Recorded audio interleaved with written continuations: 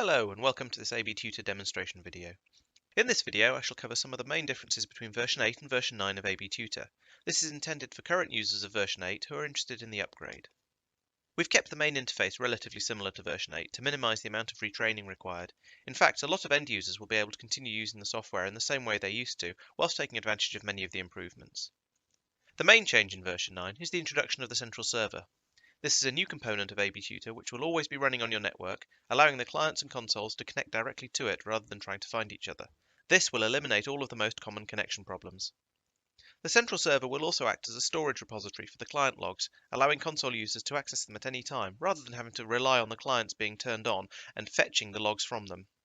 User management has been improved, allowing different user accounts for all users with different roles that can be assigned as appropriate. We will also be storing user settings centrally, meaning that any user can log on to any console and have all of their policies, groups, and other settings available to them. Finally, because policy settings are held on the central server, they will be applied automatically to the clients without needing a console to be online at the time. We've added some extra options for the main view, allowing the user to choose whether their clients are organized by device, by user, or by session. These different modes are intended for the different ways of using AB Tutor, whether the user is monitoring a room of normal computers, a number of sessions on a terminal server, or keeping an eye on specific users. The next change is the policy creation wizard. We've revamped this to give more options to the user whilst keeping it simple to use. You can now apply multiple effects to a single policy rather than having to create multiple individual policies. The schedule and network options are still included, allowing policies to be applied at certain times of the day or when the client is on certain networks. The individual tabs for the effect-specific settings are still here. On the final page, you can now select an icon and a color for the policy, allowing policies of the same type to be easily distinguished. Policies can now be created either as private policies, which means only the user who created them can see them in the policy list and apply them, or if the user is an admin, they can create shared policies which are available to all users. This allows users to create their own policies without filling up everyone else's lists, but still allows admins to create policies for other users to use. Once a policy is applied to a client, it will show for all users, and if not protected, can be removed by anyone. We've also split the protected and disableable options, allowing policies to be removed temporarily or blocked from being removed by non-admins. Policies can now be applied in various different ways. The first way is to apply them to the device, as in older versions of the software. Policies applied in this way will sit on the specified computer, affecting anyone who uses it. The second way is to apply them to a user.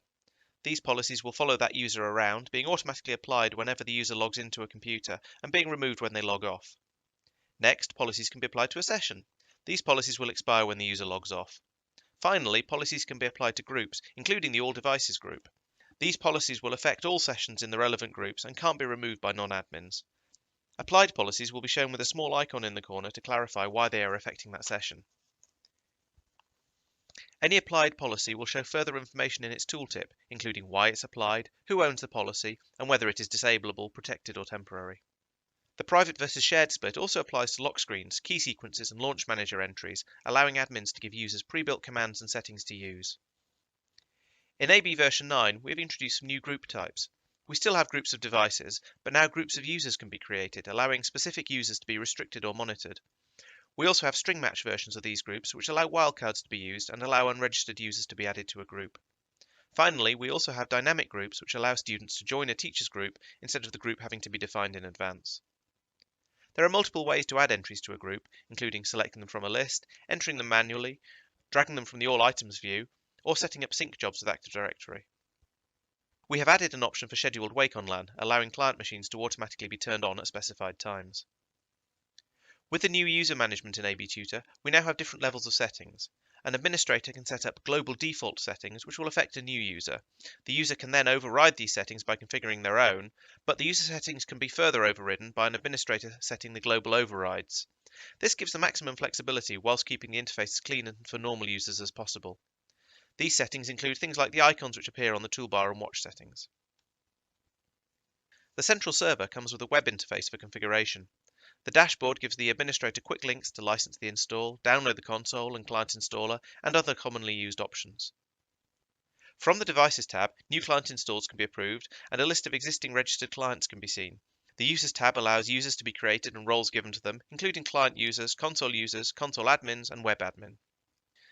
The Server tab allows the admin to configure settings for email alerts on policy violations, license the server, and set up AD sync jobs.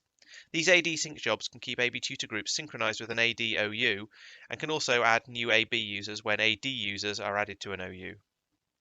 Finally, the Device Settings tab allows the admin to configure site-wide device-level options such as proxy bypass, warning messages, and security options for preventing uninstall or stopping the service. I hope this overview of the new version has been interesting and useful. If you have any questions about it, please contact us at support@abtutor.com. Thank you for watching.